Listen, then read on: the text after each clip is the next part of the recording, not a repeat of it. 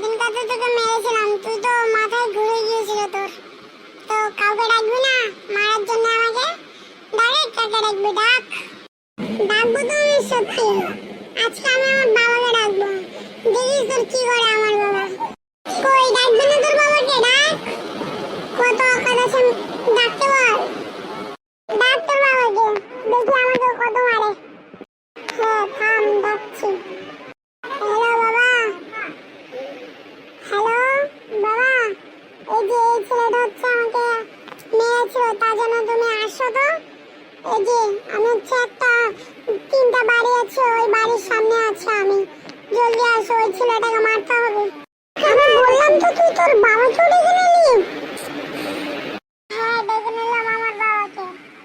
আমার বাবা আসছে তো, দেখিস তো কি করে। কিসের জন্য যে ডাকলি, আমার গায়েটা লাগছে না, মনে হচ্ছে তোর বাবা আমাকে মারবে, অনেক মারবে মনে হচ্ছে। দেখ আমার বাবা এখন এসে গিয়েছে, তোর কি করে দেখ তুই। বল, তুই বলে আমার ছেলেকে জ্বালিয়েছিস? থাম, তোর আজকে সত্যি মারবো তোকে আমি। তুই এর আগের দিন বলে তোর বাবাকে ডেকে নিয়ে এনেছিলি, আজকে তোকে মারবো। থাম আমি। না কাকু, আমার ভুল হয়ে গেছে, আমাকে ছেড়ে দাও। আমি ছাড়বো কেন? কিসের জন্য তোকে বল? থাম, তোকে তো মারবোই আমি। থাম। তোমার পায়ে ধরে বলছি কাকু, আমাকে ছেড়ে দাও, তোমার পায়ে ধরে বলছি। আই, এ আমার বাবার পাও ধরে নিল।